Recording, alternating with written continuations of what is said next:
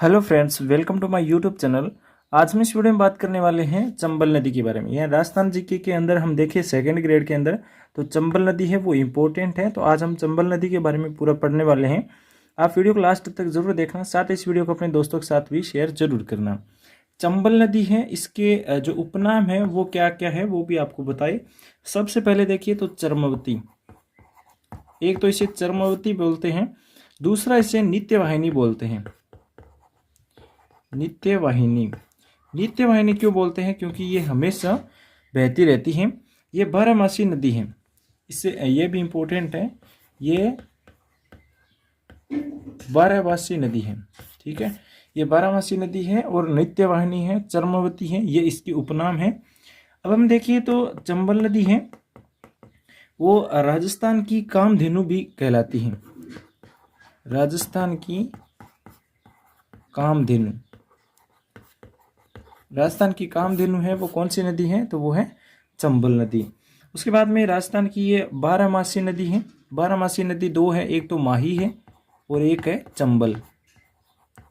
दो नदी हैं जो राजस्थान के अंदर बारहमासी नदी है। उसके बाद में देखें राजस्थान की सबसे लंबी नदी यही है। राजस्थान की सबसे लंबी नदी की बात करें तो चंबल नदी है। राजस्थान की सबसे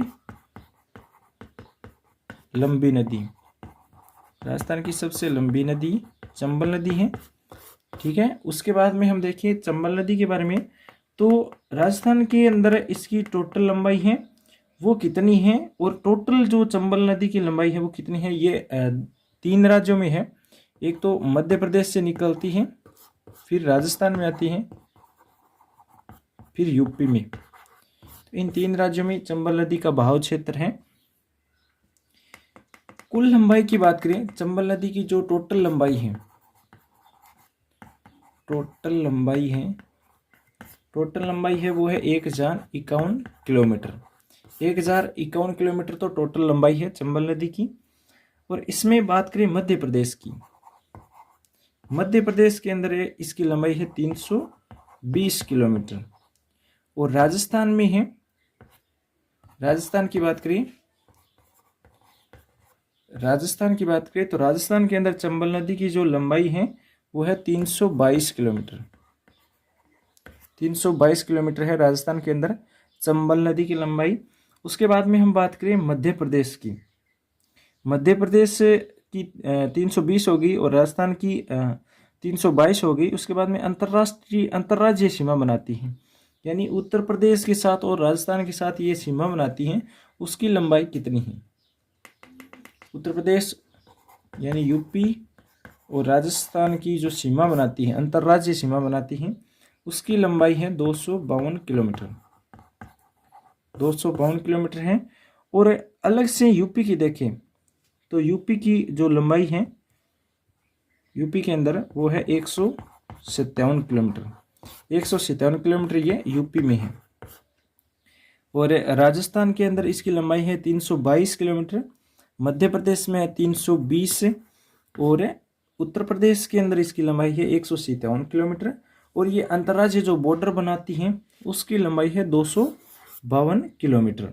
उसके बाद में इससे पहले जो चंबल की लंबाई थी वो देखिए क्या थी, 965 या 66 किलोमीटर मिलती थी इससे पहले, यानी ये अपडेट है, नया है। उसके अंदर टोटल लंबाई है चंबल नदी की 1051 किलोमीटर।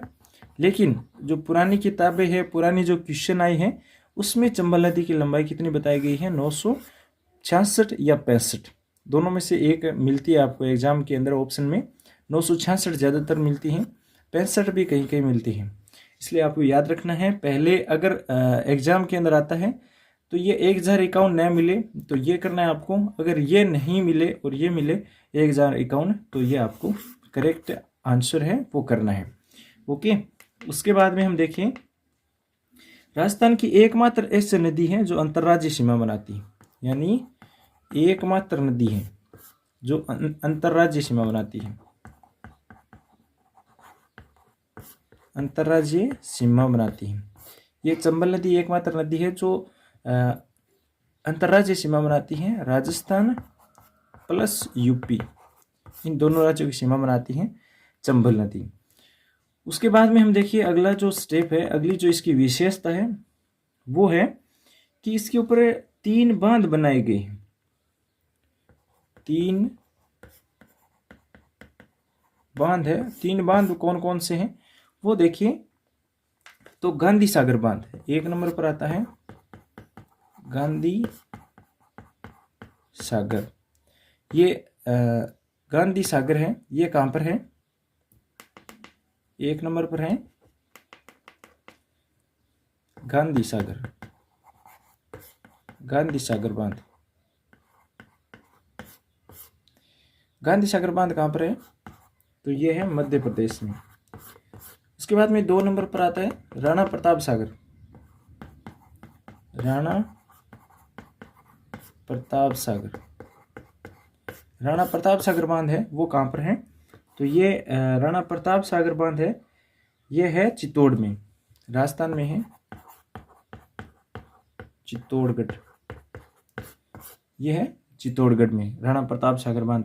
उसके बाद में नेक्स्ट बात करें जवाहर सागर बांध। जवाहर सागर बांध कहां पर है? जवाहर सागर बांध ये है कोटा में। जवाहर सागर बांध कहां पर है? कोटा के अंदर है।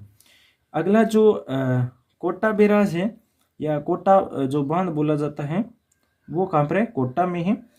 ये जवाहर सागर बांध है, यहाँ पर विद्युत उत्पन्न की जाती है। विद्युत जो जल से लाइट बनाई जाती है वो जवाहर सागर बांध में बनाई जाती है। इस नदी का जो प्रवाह क्षेत्र है वो वृक्षाकार है।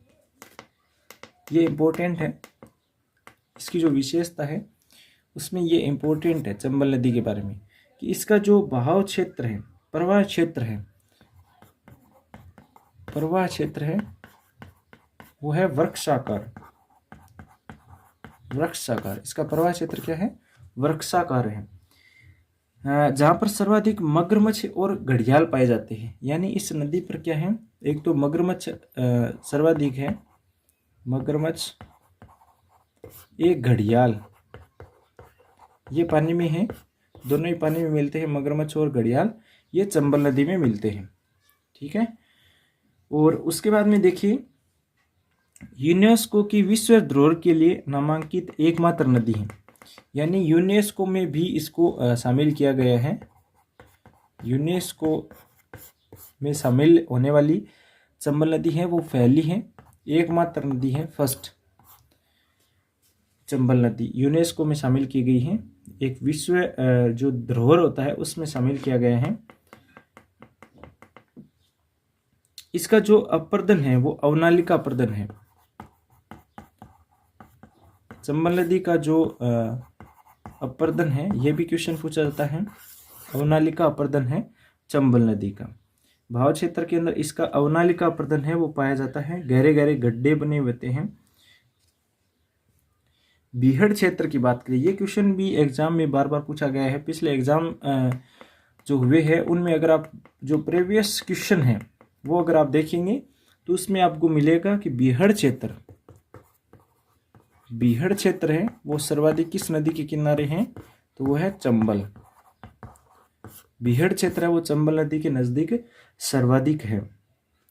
और ये जो बीहड़ क्षेत्र है ये कहां पर है? जिले आपको देखिए तो करौली, धौलपुर और सवाई माधोपुर, सवाई माधोपुर, इन जिलों के अंदर क्या है? बीहड़ क्षेत्र है वो सर्वाधिक है। अब हम देखिए इसका उद्गम क्षेत्र, उद्गम कहाँ से होता है चंबल नदी का? तो इसका जो उद्गम क्षेत्र है वो है मध्य प्रदेश के इंदौर जिले, इंदौर जिला है, इंदौर जिले के महू के निकट जो विंध्याचल पर्वत है, विंध्याचल है, विंध्याचल पर्वत है, वहां पर एक जन्ना पाव की पहाड़ी है।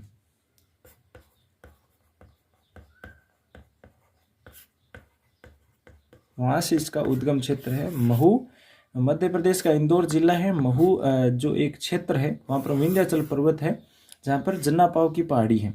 तो वहाँ से चंबल नदी का उद्गम क्षेत्र है वो है जन्ना पाव की पहाड़ी। आप सीधा याद रखिए जन्ना पाव की पहाड़ी मध्य प्रदेश, जहाँ से इसका उद्गम क्षेत्र है। ये जो जन्ना पाव की पहाड़ी है इसकी जो लंबाई की बात करें हम, जो इसकी हाइट है वो है 616 मीटर। पर्वत की जो हाइट है वो मीटर में मापी जाती है, ये आपको याद रखना है। ये जो इसकी नदी जो चंबल नदी है ये महू क्षेत्र से निकलती है इंदौर जिले की, और मध्य प्रदेश के मंदसौर जिले में मानपुरा एवं भानपुरा पठारों के मध्य इस नदी का सबसे बड़ा बांध गांधी सागर बांध बनाया गया है, वो है मध्य प्रदेश में है गांधी सागर बांध। उसके बाद में हम देखें तो चंबल नदी है वो राजस्थान में कहाँ से प्रवेश करती है, ये इंपॉर्टेंट है। तो इसके लिए आप याद रखिए चित्तौड़गढ़ जिला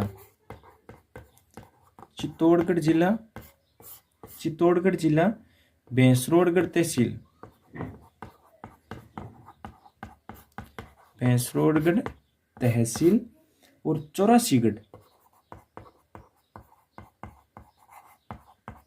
चित्तौड़गढ़ और चौरासीगढ़ से आप याद रख सकते हैं 6 है फर्स्ट में, इसमें भी 6 है। तो चित्तौड़गढ़ के चौरासीगढ़ में इसका प्रवेश होता है राजस्थान के अंदर। और भैंसरोडगढ़ से 5 किमी आगे 18 किलोमीटर ऊंचाई इस पर चूलिया जलप्रपात बनाया गया है, ये इंपॉर्टेंट है। चूलिया जलप्रपात,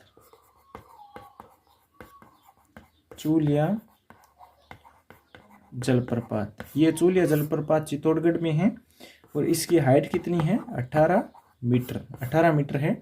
चूलिया जलप्रपात है बनाया गया है, इसकी हाइट है 18 मीटर ऊंचा है चूलिया जलप्रपात। राजस्थान का सबसे ऊंचा और देश का 5वें नंबर का जलप्रपात है। यह राजस्थान का सबसे ऊंचा है और देश की बात करें तो 5 नंबर का है, 5वां सबसे ऊंचा बांध है चूलिया जलप्रपात। यह नदी चित्तौड़गढ़ है वो इस नदी के किनारे है। रावतभाटा नामक स्थान है वो राणा प्रताप सागर बांध बना हुआ है। राजस्थान का सर्वाधिक भराव क्षमता वाला बांध है वो है राणा प्रताप सागर बांध। इस नदी के किनारे कोटा के बेरावास नामक स्थान पर जवाहर सागर बांध बना हुआ है। एक पिकअप बांध और है इस पर,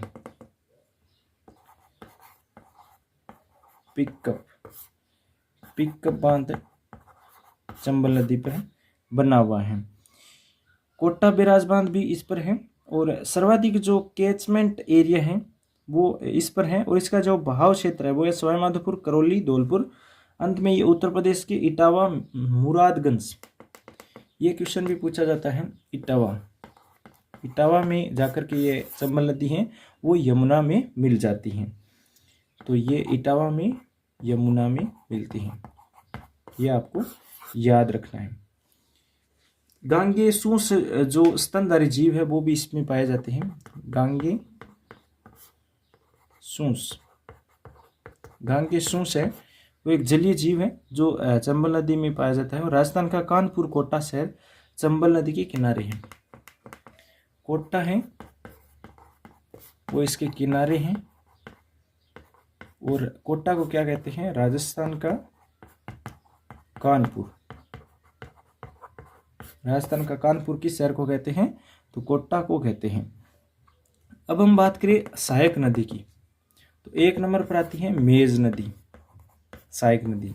2 नंबर पर है पार्वती, 2 नंबर पर है पार्वती। और 3 नंबर हम बात करें तो वो है काली सिंध।